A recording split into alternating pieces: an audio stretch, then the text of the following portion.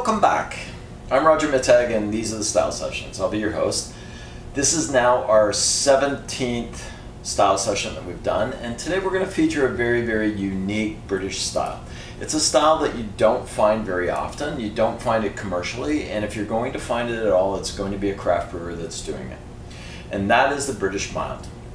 Now it's a really, really interesting beer, and its history is even more interesting. So Mild is an interesting name for it. So let me tell you a little bit about who we're featuring today.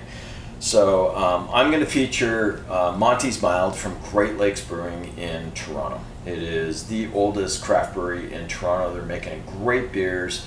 When I first met them, they were doing nothing but lagers, but now they're making some great ales, including IPAs, and then they're venturing into the British world as well. The glass I'm going to use is what I would fondly refer to as a can glass. This looks like a can of beer. It's a really interesting glass, and I'll explain why I'm going to use it for this particular beer. But one of the things I like about this glass is this lip at the top. And it allows me to just rest it against my mouth when I'm drinking, and then I'll really enjoy it. So we're going to open this up and pour it. And then I'll tell you a little bit about the beer itself. And as always, we're always shooting for some foam in here because foam brings out aromatics.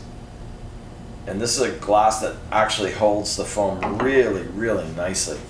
So in here you can see that this beer is this beautiful mahogany, auburn, chestnut color to it.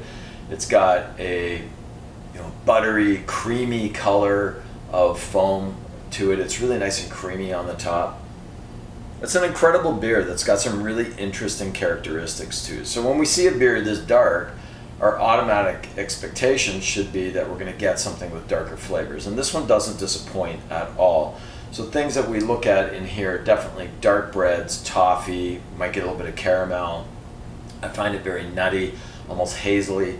There's a bit of chocolate, a bit of coffee in there, almost coffee crisp if you know what that chocolate bar is like. And then you get a little bit of dark fruit. Flavor profile, almost identical to what you're getting on the nose. So lots of those dark bread characteristics, dark fruit notes. It's an amazing beer to drink, and they are very, very low in alcohol. So they're usually around 3.5% ABV.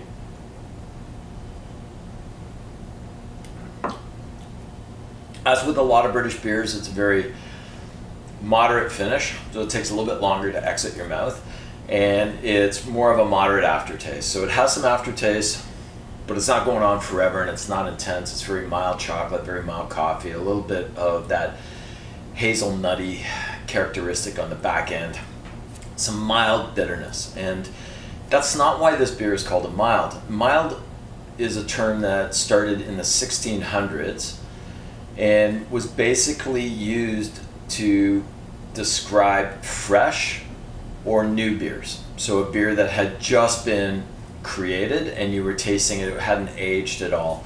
And so milds became very important because they were lower in alcohol, so they were much easier to drink. And if you were rationing them, you could have more than one over a longer period of time without feeling the effects of alcohol. So we gradually saw over time, with changes in laws, especially in the UK with taxation laws on malt, that this beer just basically disappeared from existence.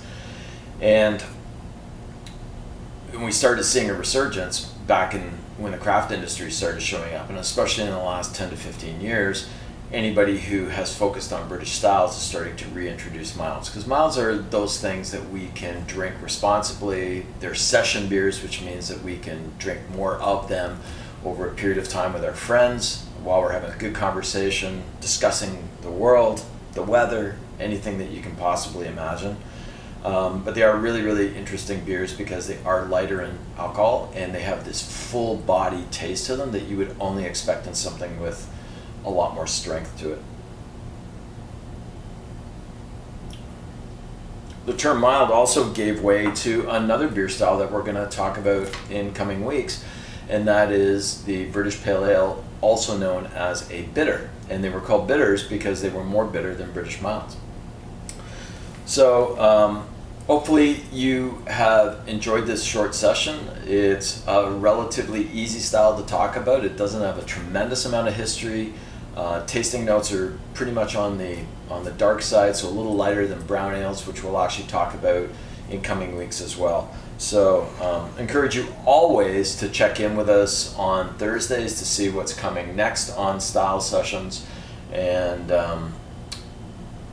next week we are going to take a look at the style called a stout.